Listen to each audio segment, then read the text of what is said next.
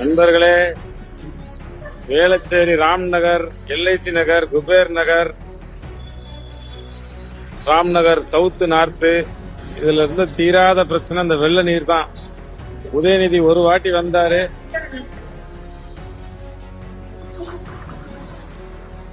உதயநிதி ஒரே ஒரு வாட்டி தான் அந்த வெள்ளம் வந்தப்போ வந்து இந்த பிரச்சனையை சரி பண்றேன்னு சொல்லிட்டு போனாரு. பாருங்க, கிட்டத்தட்ட 40-50 அடி அகலத்துக்கு சாலைக்கு அடியிலேயே இவ்வளவு பெரிய காவா கட்டி கொண்டு வந்து இந்த பிரச்சனைக்கு நிரந்தர தீர்வு கொண்டு வந்துட்டாரு. ஏறத்தாழ கிட்டத்தட்ட 1 கிலோமீட்டர் நீளம் இருக்கும். இந்த இது வந்து அதை பாத்தீங்கன்னா 1 கிலோமீட்டர் நீளத்துக்கு பெரிய காவா வெட்டி அங்க எல்ஐசி நகர் ஏரியில இருந்து இங்க கொண்டு வந்து விட்டுருக்காரு. மிக சிறப்பான பணி. நன்றி, வாழ்த்துக்கள் டெப்டி சிஎம் சார். நண்பர்களே, பாத்துக்குங்க, இந்த இடம் தான் வந்து காமாட்சி ஹாஸ்பிட்டல், அதாவது பள்ளிக்கரணை காமாட்சி ஹாஸ்பிட்டல் ஜங்ஷன். எப்பவுமே கேள்விப்பட்டிருப்பீங்க பள்ளிக்கரணை மிதக்கிறது அப்படின்ட்டு. வேளச்சேரி ராம்நகர் மிதக்கிறது கேள்விப்பட்டிருப்பீங்கல்ல. அந்த இடம், அந்த தண்ணிகள்லாம் வந்து சேர்ற இடம் அந்த ஜங்ஷன்.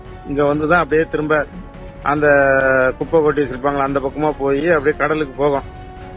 இது வந்து காமாட்சி ஹாஸ்பிட்டல் ஜங்ஷன், சரிங்களா? பாத்துங்க இந்த இடம், இந்த இடத்த பாருங்க. இங்க இருந்து இது வந்து 200 அடி ரோடு சாலை, சரியா?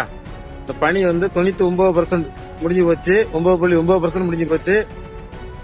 பாயிண்ட் 1 வந்து இந்த இடத்துல மட்டும் இந்த இதை க்ளோஸ் பண்ணிட்டு ரோடு போடணும், அவ்வளவுதான். இந்த ரோட்டோட, அதாவது நீங்க எப்பவுமே வந்து சாலைக்கு குறுக்க தான் பாத்திருப்போம். நம்ம மழைநீர் வடிகால வந்து சாலைக்கு குறுக்க பாத்திருப்போம். இங்க அந்த மாதிரி போடுறது சாலைக்கு சைட்ல பாத்திருப்போம். அந்த மாதிரி ஒரு வழிகள் இல்லாத இடத்துல எப்படி ஒர்க் பண்ணணும் அப்படின்ட்டு இப்ப இருக்கிற இந்த டிஎம்கே கவர்மெண்ட் அவ்வளவு சிறப்பா பண்ணிருக்காங்க. இந்த போது பாத்தீங்களா, இந்த ரோடு வந்து கிட்டத்தட்ட ஒரு 40-50 அடி அகலத்துக்கு வந்து இந்த ரோட்ல 1 கிலோமீட்டர் நீளத்துக்கு வந்து ரோட்டுக்கு கீழே அவ்வளவு அகலத்துல வந்து காவா போட்டிருக்காங்க. இந்த வேளச்சேரி ராம்நகர், சதாசிவ நகர், எல்ஐசி நகர், குபேர் நகர், ராம்நகர் சவுத் நார்த்னு 2 இருக்குது.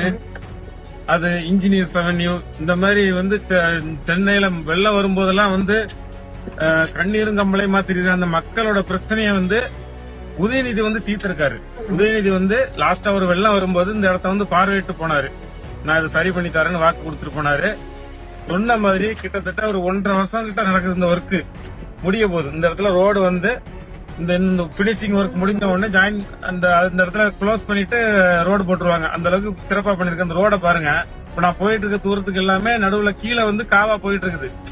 40-50 அடி அகலத்துல உள்ள காவா வாய்க்கால் வந்து தண்ணி வடிகால் வாய்க்கால் வந்து இங்க இருந்து இங்க வந்துகிட்டு இருக்குது. அவர் வந்து அந்த ராம்நகர் அந்த பக்கத்துல உள்ள எல்லா தண்ணியும் வந்து இங்க எல்ஐசி நகர் ஏரின்னு ஒண்ணு இருக்குது. நான் உங்களுக்கு காமிக்கிறேன்.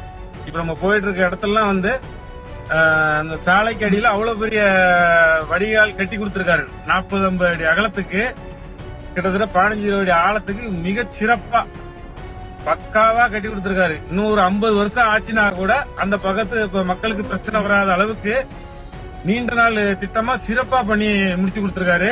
இப்ப நம்ம போயிட்டு இருக்கிறதுலாம் அந்த காவாய்க்கு மேலதான் போய்கிட்டு இருக்கோம். எப்பவுமே வந்து இவ்வளவு நீளமா வந்து ரோட்டுக்கு அடியில நீளமா காவா போட்டு நான் பார்த்தது இல்ல. இவ்வளவு பெரிய அகலமான காவா. இந்த பாருங்க, ஒரே ஒரு முறை தான் வந்து அந்த மக்கள்கிட்ட வாக்குறுதி கொடுத்துட்டு போனாரு. வெள்ளத்தோட வந்தாரு, நான் இதை சரி பண்ணி தரேன்ட்டு. நிஜமாவே சொல்றேன், எல்லா வாரிசுமே வந்து கலைஞர் வாரிசு மாதிரி ஆயிடாதுங்க.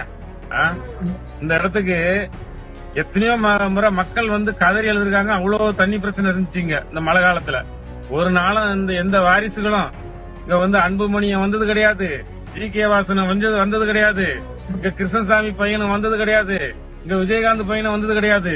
இங்க எந்த வாரிசுகளுமே இங்க வந்தது கிடையாது. ஆனா ஆட்சியில இல்லாதப்ப கூட உதயநிதி வந்திருக்காரு, மு.க. ஸ்டாலின் வந்திருக்காரு, எல்லாருமே வந்திருக்காங்க. கலைஞரோட வாரிசுகள் எல்லாம் வந்திருக்காங்க.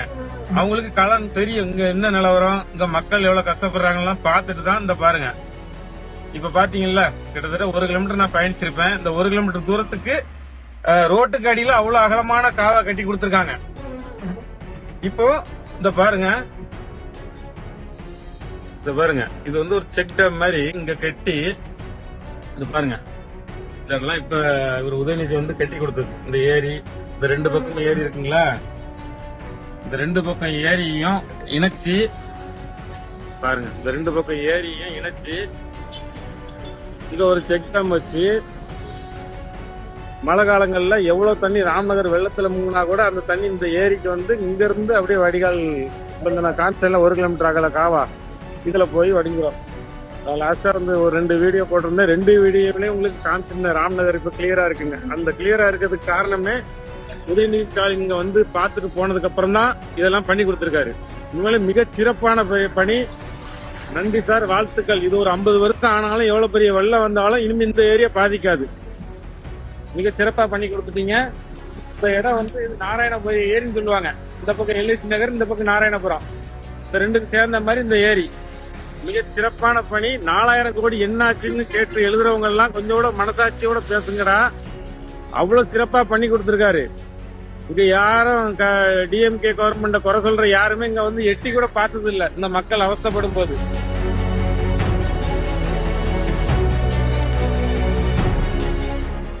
உதயநிதி அவர்களின் சீரிய முயற்சியால் நடந்த அருமையான பணி இது.